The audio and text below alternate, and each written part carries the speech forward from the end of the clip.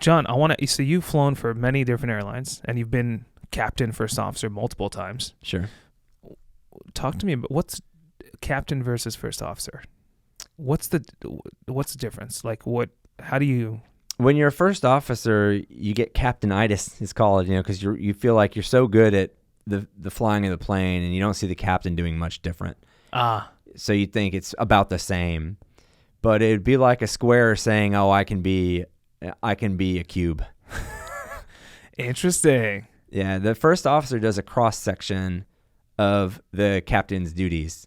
There's a lot of overlap. Okay, it's true. Maybe the square to cube example is pretty extreme. I want to be yeah. But I just want to draw the point that it's one thing to be a good pilot. You could be any good pilot could be a good pilot, right? And you could fly a single pilot thing. But when you have captain and first officer, as it were, you have different jobs. You also have pilot flying and pilot monitoring, and those can be the captain or the first officer, right? Depending. But the captain is like the conductor of an orchestra. Nobody, no matter how good they are at their job, will move until the captain says. And you have to keep that in mind. People are always looking to you for what the next step is. They can take care of it. Absolutely. You're a first officer, you're like, oh, whatever the captain wants me to do, I can do. But the captain has to decide what that is. So in essence, the captain is the decider, the tone setter, the pacemaker. He's all those things. And ultimately, he's the guy who signs for the plane. Right. The captain signs for the aircraft. If your word is worth anything, you sign for this airplane, you're telling the government that this airplane was good. It is one extra little thing. Your name's on it. Your name is on this flight. And it means a lot. It might not sound like a lot because it's just signing for it on a piece of paper, right? But the truth is the feeling of responsibility is immense by comparison. And by the way, that's only in this country where everyone is qualified and it's a slightly different job description. That's only here. When I flew in Taiwan, and this is where I decided I liked being a pilot and wanted to be a pilot for the very first time, was when I was paired up with someone who couldn't do it. Straight up couldn't do it. Straight up couldn't do it. And if I weren't there, we would have had a real problem. In fact, we wouldn't have left the gate because the guy didn't know. The guy was very good at what he was trained to do. But they don't train them to be equals. Oh, they don't. Well, this was, let's say, no. Well, first of all, you are correct. They don't train them to be equals. Different culture. They train them to stay inside the book unless the captain tells you get out. And then there's a big report about it.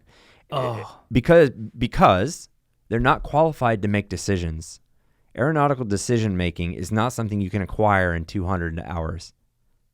The ability to fly a transport category jet is something you can get in 200 hours of flight time and a whole lot of ground school and a whole lot of training. You can do it. It's done all the time. You can fly a 737 on 200 hours. Will you make good decisions? Apparently not. And that is what the captain does. The captain makes the decisions. He is the decider. He's the decision He's maker. the pacemaker. And this is more important than a couple of one-liners. A really good example is this. Someone in the airplane has a medical emergency. Let's say it's the captain. And now the first officer's flying around. What's the first officer going to do? What the manual tells him to do? The manual tells him to go to the nearest suitable airport and land. Okay, well, that seems pretty obvious so far. We're not really into captain territory in terms of decision making, right? So what happens now? You've just taken off. So you load it up with fuel. You're going to be overweight if you try and land somewhere. You're going to be overweight by 50 tons maybe. That's a problem. Man, couldn't the captain wait to not feel good? Until he was maybe over Anchorage or something. Possibly Seoul, Tokyo, I don't know. Somewhere. Just make it easier for us. So I'm in the simulator in Taiwan, and this guy, he was pretty sharp that I was flying with for his check ride, and I was his seat support in the simulator. The idea was that, and the instructor came over the one direction mic, whispered in my ear, and said, just before you reach the final approach segment, I want you to become non-responsive. Ooh. And don't make a big deal of it. Just And I don't said, answer. Good. All right. And he said, give me like a tap on your own shoulder. Move your seatbelt if you heard me. So I moved my seatbelt. And I smiled a little bit because I knew this was going to be good. And so I did exactly as he said. And the next radio call, I didn't respond. Before you go on, is that common with sim training? Is there a one mic where they tell the other? Yeah, pilot? definitely. Because sometimes you want to cause a problem. I got you. When you're in the training so environment. the instructor will use one of the guys as the problem, as opposed to failing an engine as part of the something. lesson. Got it. Exactly. Okay. So you're there to overload a guy. Okay. And so we're there overloading this poor first officer who's now got a decision to make. Does he go to this airport that's right off our shoulder because now the captain's having some sort of like stroke or something? And this is final approach?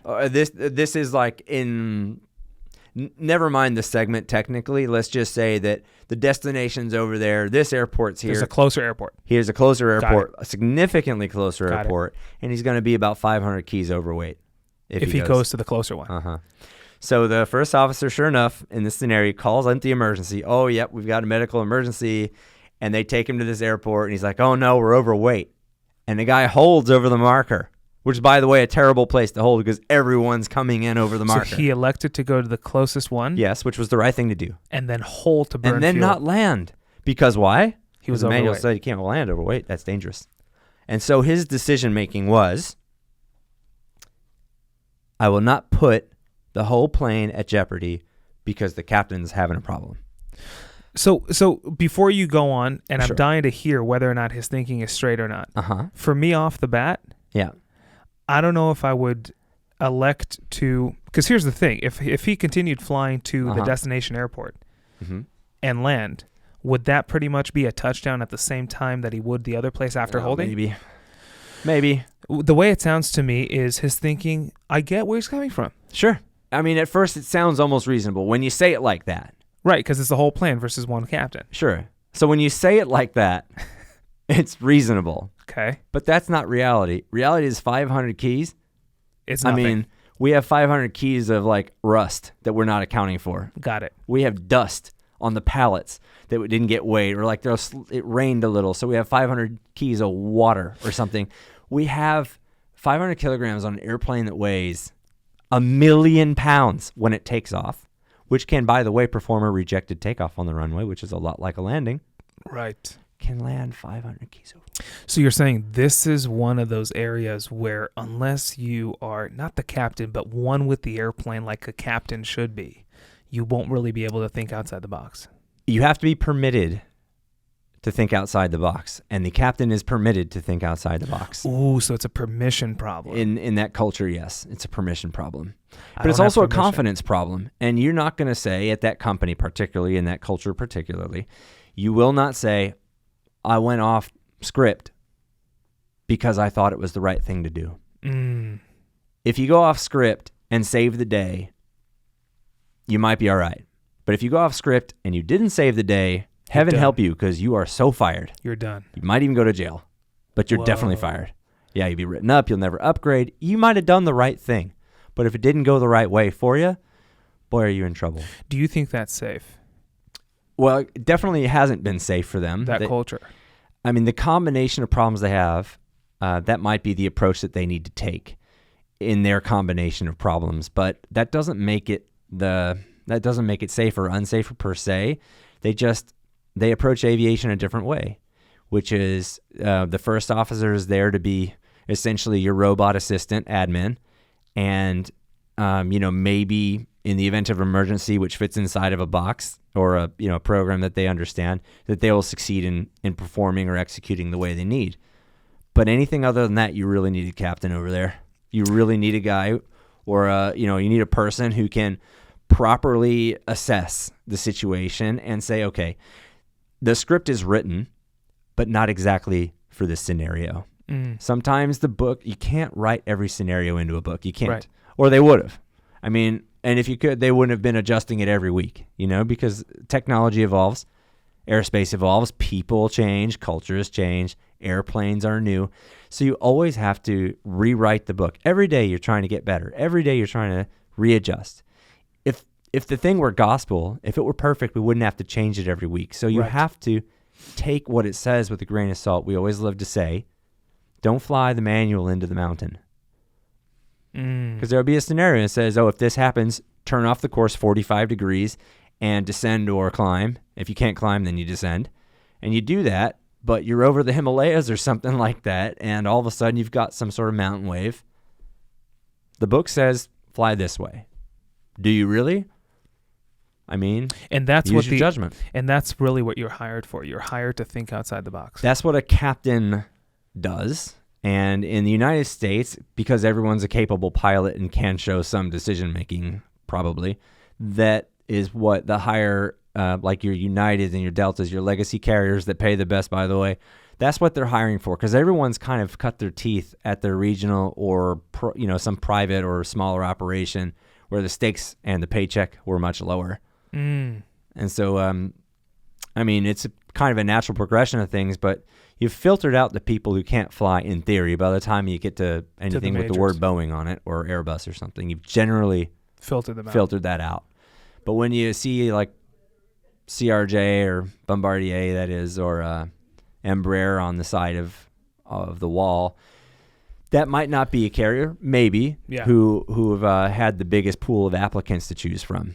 And look, that's not because of the aircraft they're flying. The Embraer is a better piece of technology than the 747. Isn't that crazy? I can't believe I'm saying it like in a public way, but I enjoyed flying the Embraer as a piece of equipment. The 175. In some ways, the 175. In some ways, it is superior than a 747. Unbelievable for me to say that, right? But but the fact of the matter is, it just is. And so it's not the airplane you're flying. Like as a passenger, you shouldn't worry what airplane you're on. But it just so happens that the interview at, say, a regional carrier will have to be that soft skill stuff, but also the technical stuff, because you haven't filtered out those guys or those pilots who are just kind of along for the ride yet.